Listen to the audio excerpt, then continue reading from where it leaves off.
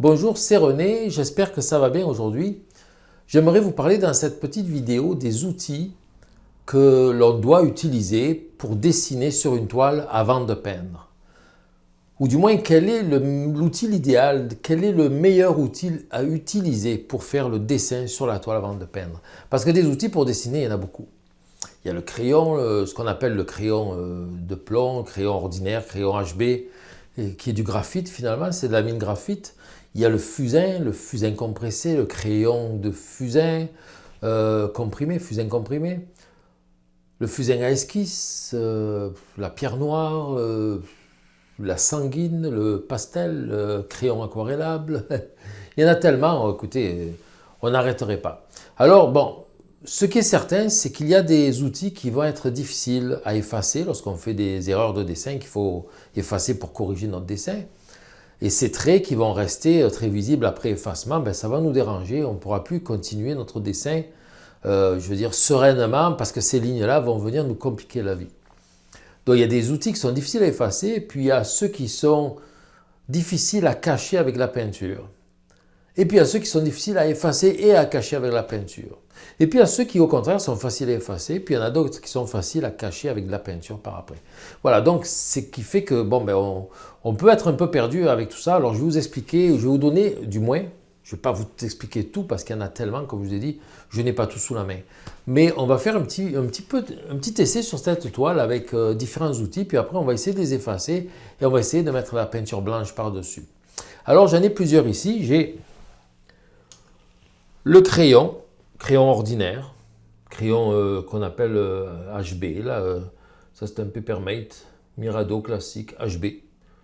Je vais tracer une ligne avec ce crayon-là. On va y aller en haut ici, voilà.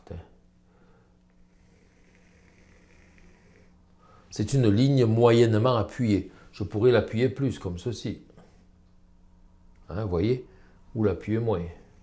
Mais voilà, c'est ça, moyennement appuyé. Il y a aussi le fameux fusain. Alors le crayon de fusain, ça c'est un 2B. Ça c'est une mine de fusain à l'intérieur d'un bâton de bois. Le fusain qu'il y a dedans, là, c'est le même qu'on retrouve dans des carrés. C'est de la poudre de fusain qui a été comprimée. On appelle ça du fusain comprimé. C'est assez tendre, c'est doux, mais ça noircit quand même pas mal. Vous voyez, j'ai pas beaucoup appuyé. Si j'appuie fort, ça va faire ça. Si j'appuie pas fort, ça va faire ça. Donc on est quand même dans le pas fort là. Ensuite de ça, eh bien, j'ai le fusain comprimé, le vrai ou pastel noir aussi. Je n'appuie pas trop fort. Parce que si j'appuie fort, ça fait ça. Si j'y vais vraiment très très tendre, oui, ça fait ça. Bon. Ensuite de ça, il y a le fameux fusain normal, fusain à esquisse. Lui, c'est pas mal mon préféré. Si je fais du dessin sur une toile, ça va être ça. Je vais le mettre ici, tiens, juste en dessous du crayon de graphite. Si j'appuie beaucoup, ça va donner ça. Si j'appuie pas beaucoup, ça va donner ça. Je vais le marquer ici, tiens, fusain. Ici, c'est on va dire le graphite. Ici, c'est le fusain compressé, comprimé. Ici, on va dire que c'est le pastel. Et j'en ai deux autres encore. Ici, j'ai un crayon bleu. C'est un crayon qui est à la fois qui fait pastel et aquarellable, mais c'est surtout le côté crayon aquarellable que j'aime beaucoup. Si j'appuie fort, ça ne fait pas grand-chose de différent. Et ici, j'ai un autre crayon bleu qui est de Prismacolor, qui s'appelle Veryning Bleu Inactinique. Bleu inactinique. Mais surtout, il y a marqué Non Photo Blue ici en arrière. Voilà.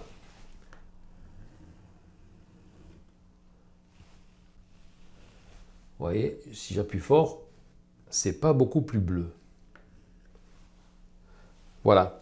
Alors, ce fameux crayon non-photo, eh bien, c'est un crayon qui est utilisé par les illustrateurs. Non-photo, pourquoi? Parce qu'il n'est pas visible à la photocopieuse. C'est-à-dire que l'illustrateur va faire son dessin, son croquis avec ça. Une fois que son croquis de base est fait, qu'il y a plein de lignes, les mauvaises, les bonnes, peu importe, il va repasser donc en noir sur les lignes bonnes et les mauvaises lignes. Il n'a pas besoin de les effacer, il fait une photocopie où il scanne son image et le crayon bleu ne se verra pas, il ne sera plus apparent. Voilà pourquoi il est non-photo, c'est très intéressant. Bon, là j'ai deux gommes à effacer, j'ai la gomme à effacer blanche normale et puis j'ai la gomme à effacer mie de pain. On va effacer un petit peu, donc je vais effacer le côté gauche ici de tout ceci.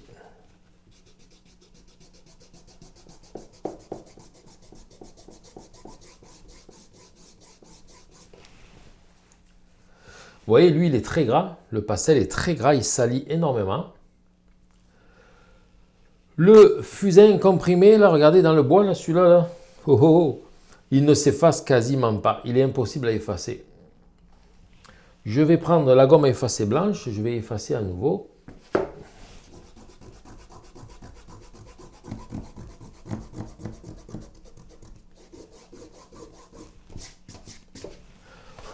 Comme on dit, j'ai fait ce que j'ai pu. Donc, celui qui reste un petit peu, c'est le graphite un tout petit peu. Lui, il est bien parti. Lui, il reste beaucoup. Le pastel, il reste beaucoup. Le crayon bleu que j'ai utilisé, qui est aquarellable, lui, il était assez bien effacé. Le crayon bleu, celui-là, il n'est pas tellement bien effacé. Mais par contre, celui-là, il est quand même resté très clair. Bon. Maintenant, on va faire autre chose. Je vais prendre de l'eau. Un pinceau avec de l'eau. Et l'avantage du crayon aquarellable, eh bien, c'est que lui, il va pouvoir se... Ah, j'avais du jaune dans mon pinceau. Il va pouvoir se dissoudre à l'eau.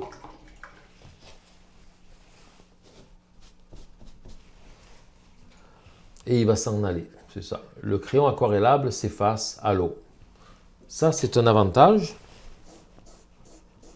Je sèche bien la toile. Voilà. Sinon, l'autre chose aussi que je fais lorsque j'ai fini de dessiner, admettons, si j'ai utilisé le fusain à esquisse, le fusain comme ça, le petit bâton de fusain de vigne ou de sol, qui est très facile à effacer, je l'adore parce que on va dire qu'il est facile à effacer, facile à cacher avec de la peinture. Eh bien, ce que je fais, je vais donner un petit coup de chiffon comme ça, pour enlever, on va dire, l'excédent de poudre noire qui pourrait salir la peinture. Voilà, on s'aperçoit que finalement, le pastel, c'est lui le plus salissant, il est extrêmement gras, tandis que les autres, ils sont moins salissants. Là, je vais prendre du blanc, avec un pinceau propre cette fois-ci, dans la peinture acrylique blanche. Alors, c'est de la Golden, c'est de la bonne qualité, elle est bien couvrante et bien épaisse. Et je vais en mettre ici.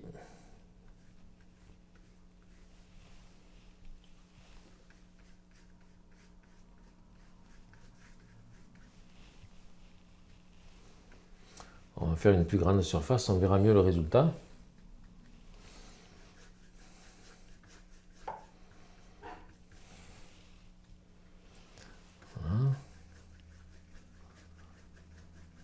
Voyez, je passe bien le pinceau pour que la couche soit égale, qu'il n'y ait pas de jaloux. Hein? C'est important qu'il n'y ait pas de jaloux là.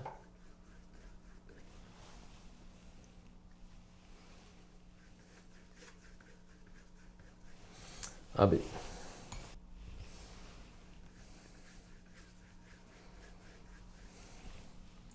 Je vais en mettre un petit peu aussi là où on a effacé. Bon, voilà. Donc là, on peut voir un petit peu, on peut faire le point sur la situation et on va s'apercevoir que ici, le graphite, je le vois un petit peu. Le fusain, je le vois moins. Le fusain compressé, je le vois encore pas mal. Le pastel, je le vois beaucoup. Le crayon bleu aquarellable, je le vois un petit peu, mais pas beaucoup. Et le crayon bleu dans une photo, je le vois comme celui aquarellable, très très peu. On va regarder ça de plus près, je vais vous le montrer de plus près. Voilà, le graphite, il est un petit peu visible. Le fusain, beaucoup moins. Le fusain compressé, on le voit encore. Le pastel, lui, il est très visible. Le crayon aquarellable, on le voit à peine. Et le crayon bleu non-photo, on le voit un petit peu moins que le crayon aquarellable. Voilà. Ce qu'il faut savoir, qui n'est pas vraiment visible ici, c'est que le crayon graphite, lui, avec le temps, peut très bien retraverser la peinture et revenir en surface. Je vais vous raconter ce qui m'est arrivé une fois. J'avais peint un tableau, peinture à l'huile, un paysage, je l'avais terminé. Il était sec depuis des mois. Puis un jour, quelqu'un a voulu l'acheter. Lorsqu'on achète un de mes tableaux, qu'est-ce que je fais? Eh bien, un endo, sur la toile, à l'arrière du tableau, je marque le titre, le médium utilisé, la grandeur, je signe, je marque que c'est une œuvre originale, et puis je marque l'année, tout ça. Et je l'ai fait avec un crayon, comme ça, ordinaire. Et dès que j'ai fini d'écrire tout ça à l'endo de mon tableau, je l'ai retourné, qu'est-ce que j'ai vu dans le ciel? Tout mon texte qui est apparu, écrit à l'envers. Comment ça a pu se faire? J'ai juste dessiné, enfin écrit en endo, et puis dans l'endo de la toile, hein, et en avant, dans le ciel, j'ai vu apparaître mon texte. J'ai réussi à le faire partir avec de l'eau et du savon sur la peinture, qui était une peinture à l'huile très sèche. C'est parti, heureusement. Mais c'est incroyable, j'ai failli faire une crise cardiaque, j'ai fait le saut. Et alors, donc, on m'avait dit que ça pouvait traverser la peinture de cette façon-là. Comme je vous le dis, si on dessine avec, ça pourrait retraverser la peinture avec le temps. Je ne l'ai pas cru. Mais avec ce qui m'est arrivé maintenant, je le crois. Je n'écris plus jamais avec du graphite à l'endo de mes tableaux et je ne fais plus jamais aucun dessin sur la toile avant de peindre. Voilà. Souvent, je vais dessiner directement avec le pinceau et la peinture. Ça, c'est le plus souvent. Mais si je dois dessiner plus précisément, faire une mise au carreau, tout ça, je vais utiliser, pour moi, l'outil idéal, pour moi, c'est le fusain ordinaire, le fusain de vigne, de sol, le fusain à esquisse. Je l'adore parce qu'il s'efface facilement, il se cache facilement avec la peinture. Pour moi, c'est l'outil idéal. Après ça, comme à mon atelier, beaucoup d'élèves n'aiment pas trop se salir les doigts avec le fusain parce que oui, il est salissant. Si on dessine en appuyant la main sur le tableau, ça va effacer ce qu'on a fait, ça va nous salir la main et on va salir toute la toile. Donc c'est sûr qu'il vaut mieux utiliser ça lorsqu'on dessine sur un chevalet et lorsqu'on n'appuie jamais la main sur le tableau. Ça, c'est certain. Donc, pour les personnes qui préfèrent dessiner à plat sur la table ou autre, le mieux, c'est vraiment peut-être le crayon Prismacolor non photo, qui est un très bon crayon, mais pour moi, personnellement, je trouve qu'il ne se voit pas assez. Voilà. Je préfère utiliser le fusain parce que le crayon bleu, je trouve que la ligne n'est pas assez visible. Par contre, je ferai plutôt un quadrillage avec ça, puis après un dessin avec ça, vous voyez, de manière à ne pas avoir non plus la même couleur. Maintenant, le crayon aquarellable, peu importe la couleur que vous utilisez, puis c'est bien parce que vous pourrez utiliser un crayon bleu si vous dessinez sur un tableau, il va y avoir beaucoup la mer, un crayon vert si ça va être du feuillage, il va être facile à cacher encore plus. Mais vous pouvez aussi, si vous peignez à l'acrylique, mettre un petit peu d'eau sur le tableau, puis ça va s'en aller facilement. Dans le crayon aquarellable, je le mettrai en option numéro 3. Ça serait pour moi le 1, c'est le fusain esquisse, le 2, le crayon bleu Prismacolor non photo, et en 3, le crayon aquarellable. Voilà, ça c'est pas mal les 3 outils pour dessiner sur la toile que je vous conseillerais d'utiliser, à part bien sûr si vous préférez dessiner directement avec le pinceau et la peinture qui est encore l'idéal. Voilà. Voilà, donc si vous regardez encore cette vidéo, c'est que je suppose que vous aimez la peinture et que peut-être vous aimeriez aussi en apprendre encore plus. Alors n'hésitez pas, je vous offre une petite formation de 6 cours gratuitement, 6 cours en vidéo. Donc il vous suffit pour cela de cliquer sur le lien qui est dans la description, vous inscrire en ligne et vous allez tout de suite recevoir un premier lien pour aller voir un cours en vidéo. Et pendant les 5 jours qui suivent, vous allez recevoir encore 5 autres liens pour aller voir des vidéos. Cette petite formation est gratuite, profitez-en. Vous pouvez cliquer sur le lien qui est ici sous mon menton maintenant. Et je vous dis à bientôt. N'hésitez pas à dire j'aime, partagez, puis abonnez-vous à ma chaîne si ce n'est pas encore fait. Merci bien, à bientôt. Bye bye.